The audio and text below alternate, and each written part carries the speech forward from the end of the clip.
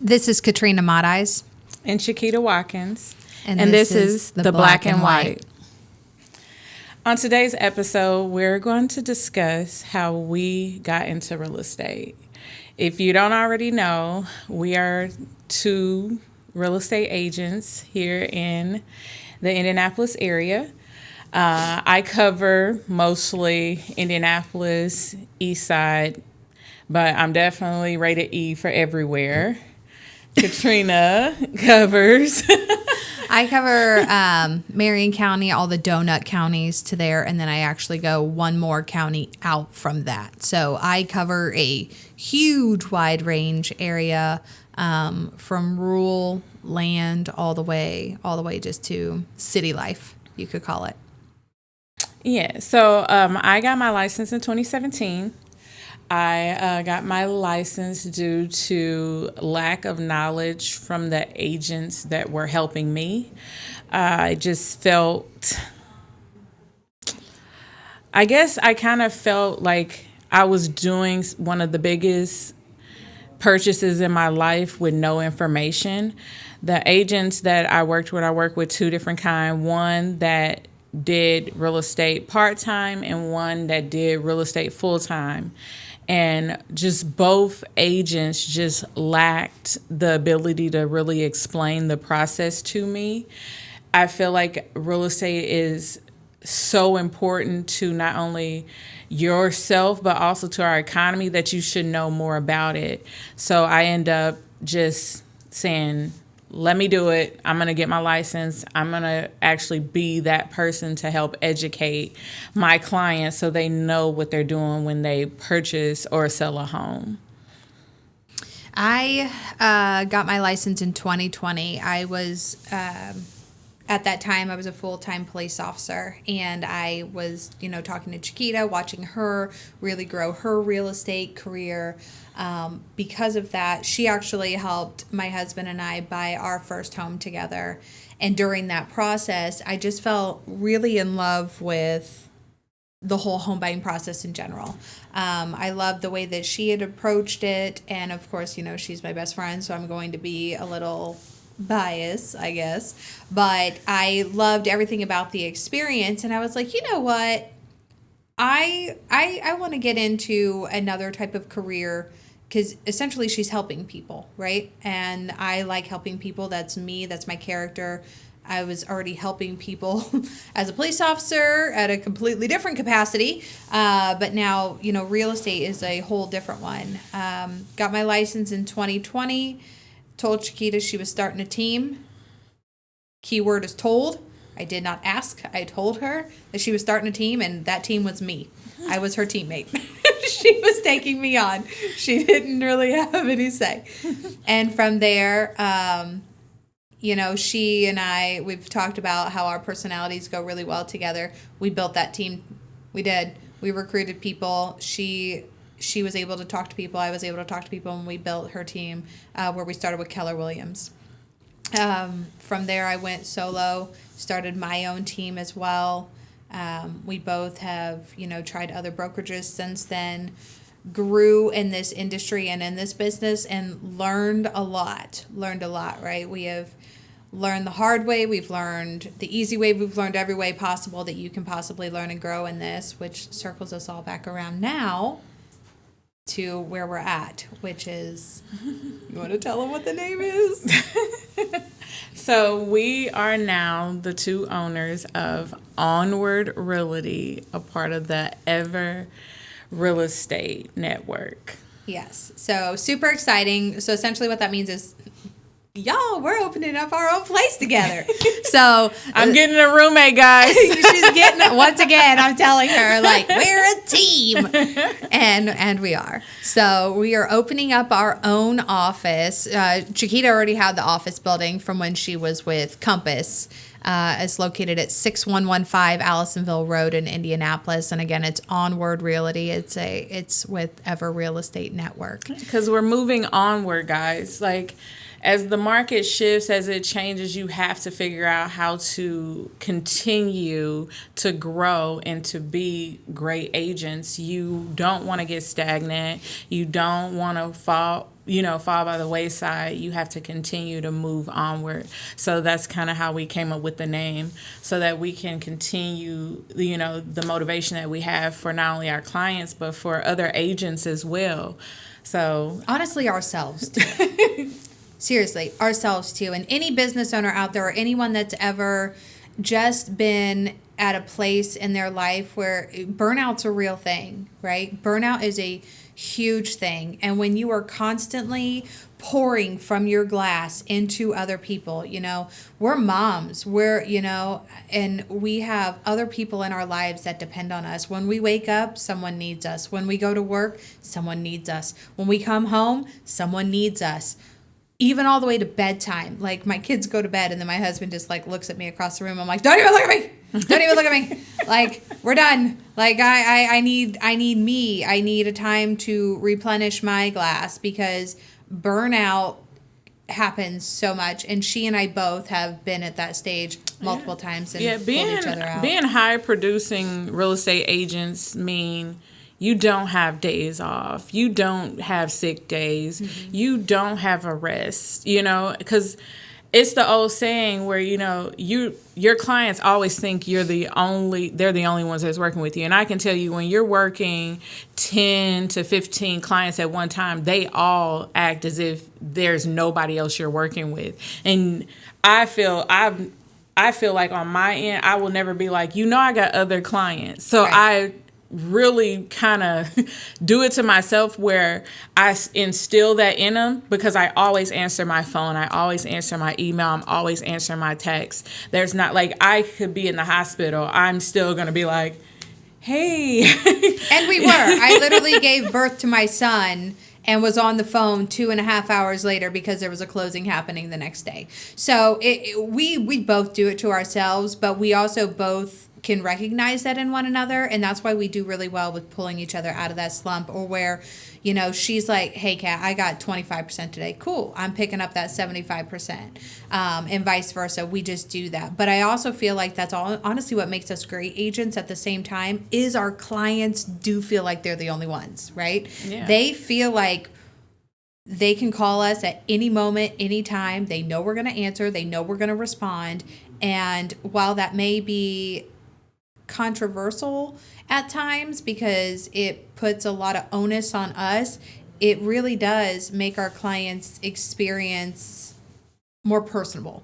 And to me, that goes back to why we're in real estate, right? We want to help people. And I think, and then for me, the icing onto the cake is adding agents. Yes. So now I'm not only available 24/7 to my clients, now I'm available 24/7 to my agents. Yes. Because they need help as well. Yes. They need that reassurance, that clarification, making sure that they're following the rules and regulations, making sure the contract is moving the way it is, because not only am I handling my, little fires over here, I got to make sure all these other, situations are going well. So I put that on myself as well, with added on my clients. So again, when it comes to real estate, you have to be prepared to be available at all times. You have to be available, but you also have to be, you have to be a quick thinker. You have to be able to think on your feet, because things are always changing. Things are coming up very last minute.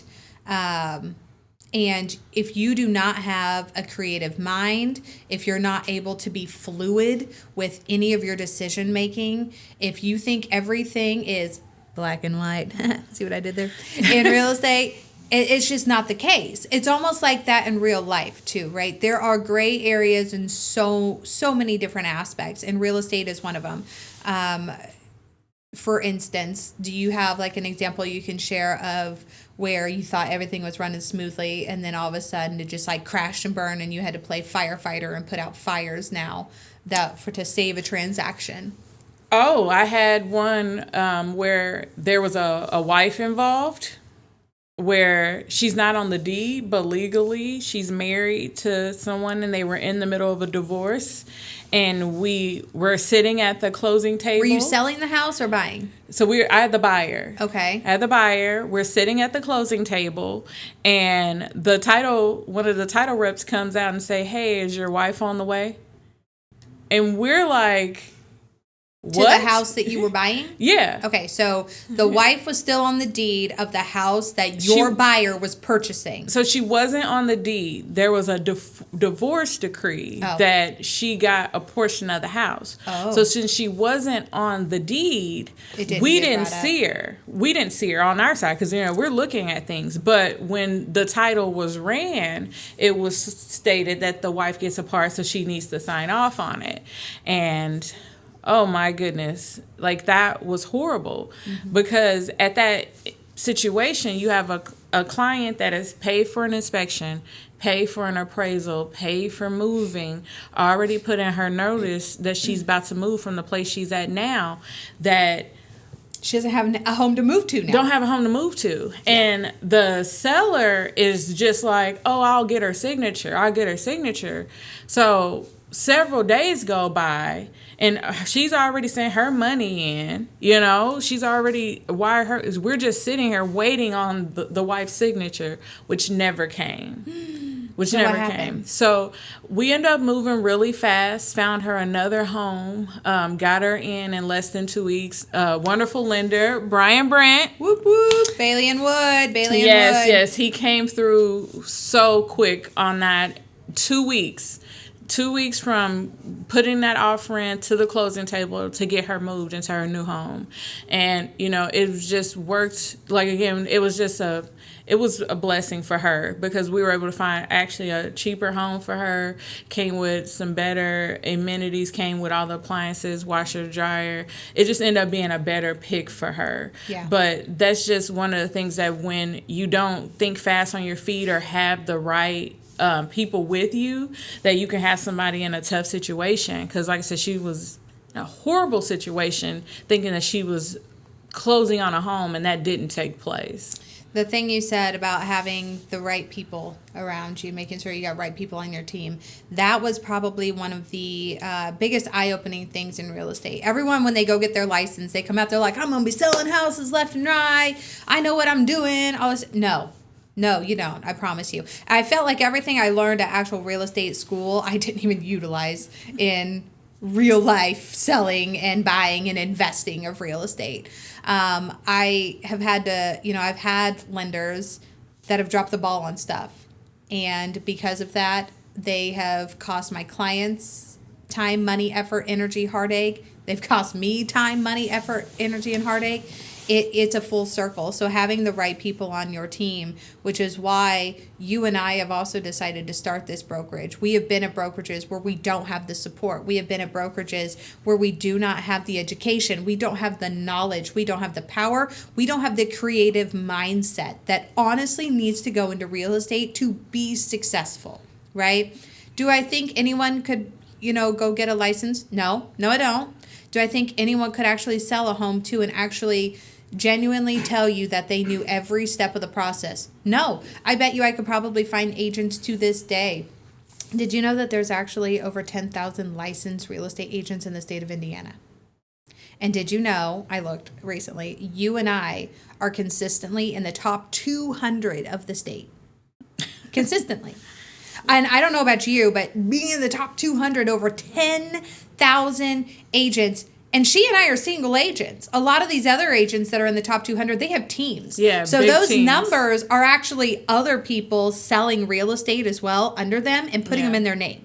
So she and I are out here busting our ass and doing this all by ourselves. We don't know if this censored or not. Oh, no, we're saying ass. All of that is what we're doing. We want that culture. We want successful agents, and we want people who have that passion and drive that we do to grow with us. So what better way than her and I opening our own, bringing that camaraderie of all those like-minded agents, people with passion, drive, knowledge, and just that fire. You can't teach that fire. You either have that fire or you don't. And the other thing that other people need to understand about us also is that we didn't like just wake up and start real estate. We both had other careers before we got into real estate. Yes. Kat was actually a police officer, and I was a supervisor at the 911 center. And those are jobs that we really loved. Like, I loved working there and helping people, like being able to be that voice to assist you in your time of need actually was kind of a little bit of a catalyst for real estate, because again, being that helping hand for somebody when they're in a situation just helped me be a better real estate agent. But I want to say I didn't quit the sheriff office until 2022. Yeah. It was same So year. from 2017 to 2022, I was working a full-time job. Yes. And being a real estate agent and running a team. So again, there I go, doing the most, Picking off too much. doing the most. But, when you don't know if you're ready to really leave the nest or really to take off, there is a way that you can balance being a real estate agent and working a full-time job. Yep. And then once you get to a place in your career that you're able to let go of the full-time job and the insurance. Yes, don't forget that. You are now a 1099 contracted employee. You have no insurance, you have no benefits, you have no days off. None of that. All that's gone. Huge difference, but we'll touch base on that. But, I had my mentor at the time, he goes, "How much do you pay into your insurance?" And I'm like, I think like $100 every paycheck. And he's like, "So why can't you do that yourself?" And I'm looking like I'm getting paid thousands of dollars. Why can't I pay for my own insurance? Yeah. So it's definitely a thing to, make sure when you do make the switch that you're ready to make the switch. But if you don't have to make the switch. You can do both. Mm-hmm. And there's a way to work around that. As a mom, I'm a mother of 4. Yes. I got a college student. Oh, Jasmine. Oh, that's my baby. I know she's a sophomore and I'm still weird that she's gone, So being a mother and being able to balance, 2 careers, it's a big thing. But you have people that are in those shoes, and that's why the black and the white is a thing, and that's why we're coming together, because even if you don't relate to me, you might relate more with Katrina, with the family life. Mm-hmm. Like, how many sports is your baby's in? Yeah, so I have 3 kids, and my 2 older daughters, they are in travel softball. And when I say they're in travel softball, they're like in good travel softball. My kids are not your average rec ball players, and they also do volleyball at school. And so and they were in cheerleading before that. They were in competitive cheerleading when they were younger. They have been involved in sports since they could walk and talk. They're both very naturally athletic. They love the competition of it. I love it. They're straight A students at school, very involved at school, have a huge group of friends that they play all these sports with. So, I tell you, I do not miss. I do not miss a game. I do not miss a school event. I do not miss any of that. So that is what is nearest and dearest to me. In Starbucks. Oh, don't bring it every Starbucks. time I check her location. I need to turn that off. But anyway, as far as Starbucks may be a guilt trip, okay? But I will tell you, 9 times out of 10, it's honestly for my kids. Mom, will you get me Starbucks on the way home? But yes, so that, and I was in the same boat as you for a couple of years. I was doing real estate and I was a full-time police officer. So I was juggling both with my kids and all their cheer schedules. And at that time, it was competitive cheer and sporting events and everything like that. So you and I both have that startup all the way to here we are. It is full-time, constantly busy with real estate to where we're growing our own branch. Super exciting. But I would say, though, that another thing with real estate that I've really learned is there's a lot of different avenues. We're not just buying and selling anymore. Like you and I are dabbling way more into the investing side. Yeah, and I love that. I got involved in staging. Yes. Which is so fun and definitely needed in a lot of properties. Very much so. You know, you can walk, like, it's like the difference. If you're any agents out here, if you agree with me, let us know. But when you go to one of these, like like Arbor or Fishers or Lennar, when you go into the model home, it's like, and then you go into that exact same property with no furniture in it. It's like you're boxed in. Mm-hmm. You're like, how did that model look like this? Yeah. Because I feel like I don't even like to show people the actual home of the new builds at all until like they're locked in on that model, because soon as I take somebody straight to the actual one that's available, they don't want that. Yeah. I kind of do flip-flop of that, and I just, D.R. Horton, shout out to y'all were great. I just put a house under contract with them 3 days ago. We actually walked through the spec home that had no furniture in it, and they were like, I mean, we like the layout, we just don't know if the room sizes are big enough. Well, luckily the model home was that house, and I said, great. Well, here's what we're going to do. We're going to walk across the street now to the model home. You're going to look at it there where it's staged and all the furniture. As soon as they walked in and saw how big the rooms truly were with the furniture in there, and it gave them a better idea of scaling and, oh, babe, our couch will fit in this living room, and our king-size bed is definitely going to fit in this bedroom.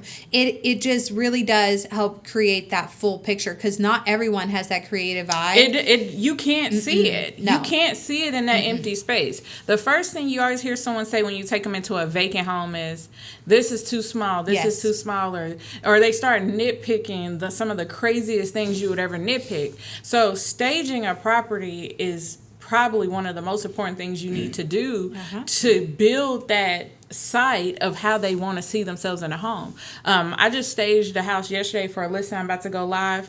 I'm telling you, when you stand in this bedroom, I feel like you could touch all four walls standing in the middle of it. But I was able to put a full bed in there, a desk, a nightstand. It looks so homey now. Yes. So I don't think they'll have any problem selling it. But like I said, just making it look like a home instead of this empty box is top tier. There is actually studies and factual, because you're all about your facts and numbers to prove that stage homes sell not only faster but for higher in price than a home that is not staged. So then, while we're on that subject, how do you feel about the virtual staged homes? I don't like them. Okay, so this is going to be our first debate on the black and white. Yep. Why do you not like them? I don't like them because, one, I feel like I can tell that it's virtually staged. I feel like I can look at it and be like, that's not even a real couch. They probably, put that on Canva and messed with the dimensions. So to me, it's not real. And then when the person actually goes there in real life to see the home and that couch is not there, it's already out of sight, out of mind. And they're like, well, how big was that couch? Because seeing an actual piece of furniture in real life, too, gives you a better aspect of how big that couch is. Everyone loves their big sectionals. That is all I hear, right? Who doesn't love a great sectional? But if you don't actually have a big couch or an oversized sectional or something for someone to visually see in the home and see that it will fit in a living room, I think it takes away from the factor. I think virtual staging is more to make a client possibly feel happier that their agent did something. That's what I think. You think it's more of a seller piece versus a buyer piece? 100. So I'm gonna play the devil's advocate here. I'm gonna have to say as well, I'm not a fan of the virtual staging due to the fact the same thing is that once you walk in, that's when we need to sell it, not on the front end. But I can say that people do fall in love with a property from the pictures. Yes. So the pictures need to be on point. Correct. So that's the first step in the relationship. So it's like when you're on a dating site, the first thing you're looking at is the picture. But once you go on a date with that person, if they don't look like that picture when you're on that date, it's over. Yeah. One thing I will say, too, with the pictures, professional photography, Use a photographer. Sorry, I don't mean to clap really loud if it's going over me, but use a photographer. I just went to a listing appointment last night, and they told me, because they had recently had it listed with a different agent. They said they were looking, he did everything himself. He did the pictures himself. And in one of the pictures, you can actually see his reflection standing there with the camera taking a picture of like the living room because there was a mirror in there, right? Use a professional photographer. The very first thing that people are going to see are those pictures. Put your best foot forward. You want to have it staged. You want to have great photography. That is what gets people in the door, right? Now, what happens after they get in the door? Smells of a house, those are going to come out. You know, I can't hide those in a picture that you can't smell a picture, right? Unless it's scratch and sniff, which would be weird. But as far as smells in a house and the actual condition in person when you get there, that's kind of, you know, where we have to tell our sellers, hey, you may want to take care of this. Yeah. Because these are things that we cannot fix. We cannot fix the condition of the home, and we definitely cannot fix if you price your house too high. So do you want to know like ways that you will lose out if you do not use a photographer or stage your property? You'll get an agent like me that's going to see that you have a wonderful home, but since nobody else wants it, we can get a great deal from my buyer client. Facts. I can tell you right now, I had one where the house looked like the Addams Family house. Yes. It was dark and dreary in the photos. It was not staged at all. And here's the kicker. The house had a basement, and the listing agent forgot to put the basement on there. That's a huge selling feature. People love basements. I'm like with my client, I'm like, hey, I want to run past this house. They was like, oh, we looked at that. We're not interested. I'm like, I know. I said, but let's just run past there. I said, it's just giving, like, let's go see. Yeah. We get there. First off, the house looks nothing like the initial picture. Because, again, the initial picture looks like Addams Family. Yes. It's a beautiful home. Mm-hmm. Soon as you pull up, like it's shining bright, better than most of the houses on the block. And it was in a great neighborhood. Get inside. That again, all the rooms are huge, like huge rooms, everything. We're standing in the kitchen and there's 3 doors. And I'm like, why would this house have 3 pantries? Boom, it's a whole basement. There's your whole other living whole area. basement. When I tell you we got under asking, closing costs, and a new roof all on the PA because they weren't getting any other attention for the house. But the house should have been sold. Yes. It should have been sold. Beautiful home. Photography is huge. From photography, from getting the listing information correct, and from if you would have, got some staging in there, that it would have been sold. So, like I said, great job for my clients because they love the home. I went and checked on them over the summer, took them a bottle of wine just to check in. Still living in the home, still loving it. Love it. But that is one of the things that we have to be careful on. And that is, you and I though over time we can pick out the catfish homes, right? We can pick out in pictures a home that we know someone put a filter on. Let's be real. If a girl can put a filter on her face, she's going to put a filter on a house. I can promise you. So you and I have become very good at, like, a client will send me that, and I'm like, I'm telling you, that house is not going to look like it when we get there. But I still take my clients because I want them to see it themselves. Yeah, we get there, they see it, they bump their own head, they're like, you were right. I'm like, I know. It's other thing is don't trust those room dimensions. No, you do not trust it. They're like, oh, I gotta have. I'm like, you go see it first. Yeah. Because it could be either bigger or smaller. You never know. Yep. Like, let's at least see that to ensure that's what it is, because it might say 20 by 30. They just put some zeros on it. And like you did, you had your buyers that were like, no, we saw that house. It looks like crap. And you're like, no. You and I can also tell who went in there with their iPhone and took some pictures and didn't even take the time to even just do the manual edit on iPhone to brighten it up. They don't even do that. So, just being in this industry and top producers, we sell a lot of houses. We just do. Yeah. And I will tell you, I have come across agents that have been like, I've been in this industry for 15 years or 20 years or whatever. And then you look up how many homes that they've actually sold. And I'm not to toot my own horn here, but I had sold as many homes in 1 year that agent did in 15 years of being a real estate agent. And I will be the first to tell you that I truly believe that experience comes with doing, not time in an actual agree as position. So while you and I both we have not been doing this for 20 years or writing our contracts in stone, we have done enough and been through enough to cover so many bases. Now, I'm not saying we're never going to continue learning, because in real estate, everything is different still to this day. Every single transition is different. But I really feel like you and I both, we've just grown as businesswomen and as agents, and learned from those issues and mistakes, and just building our business up, how to be able to serve our clients even better, right? So we are not the Like I same said, agent we were from day the one. more you do it, the more you Hone in on your craft. Of course, because like I had an agent that hit me with that same line, and it was because I marked one box on the contract that they did not look at, and they signed the contract not knowing that one box was checked. And they're like, I've been doing this for so long. When did they get that? I'm like, every January, They update them. They update the contracts. They send you out an email, and, they kind of break down how those things change. So the fact that I'm up to date on knowing what the contract says and you are not, that's not my or my client's fault. Right. But go ahead and go off.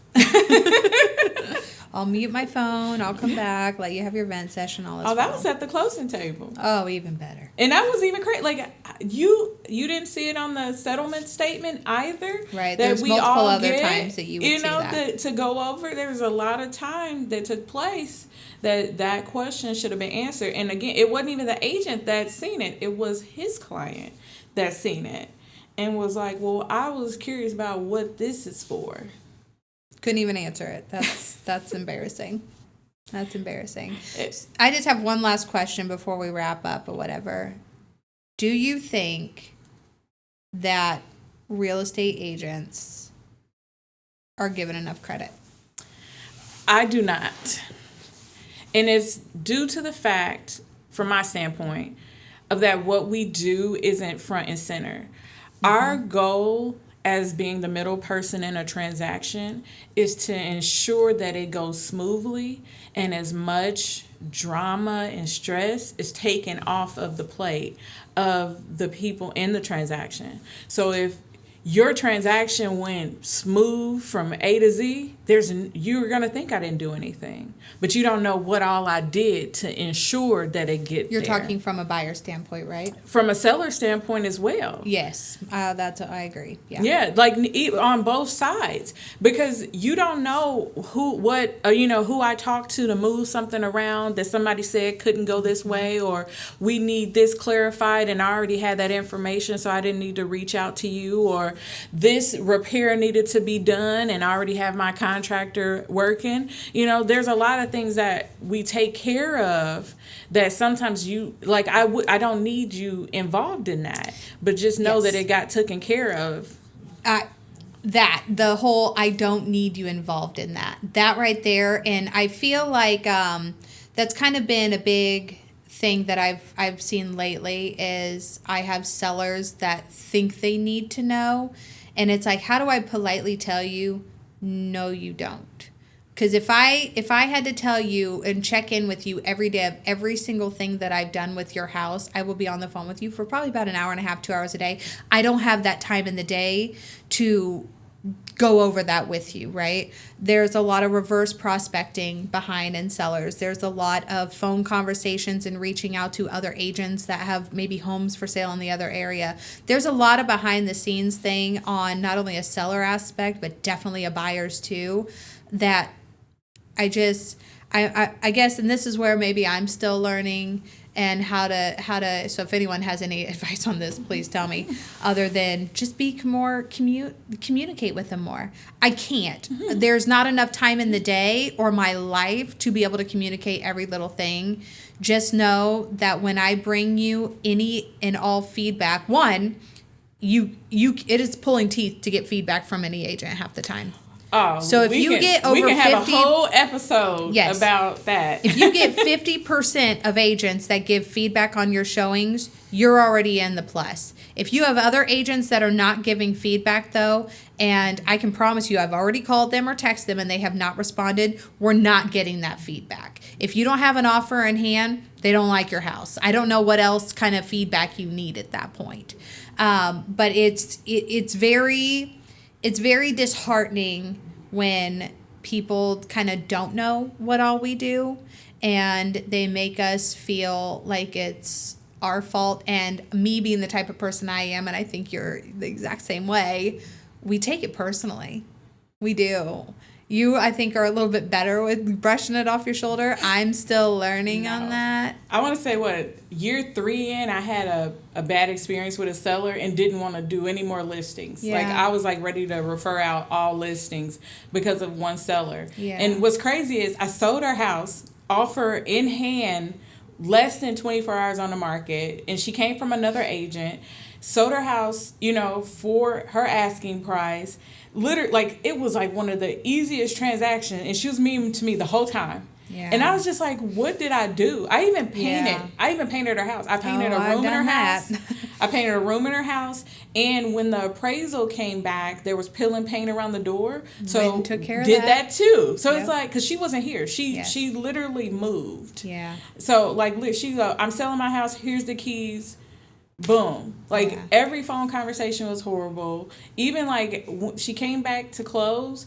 I didn't even let her close with the buyer because Yeah. the buyer was a first time home buyer. And I didn't she would have wanna- made that really miserable Yeah, for because them. she was so No. angry and mean. I'm just like, what did I do? I don't even know Yeah. what I did wrong. Because I just didn't see and I took that so bad. It took me several months to finally take listings again to get over it. Because I do take it personally because I want to know what did I do wrong. Yes.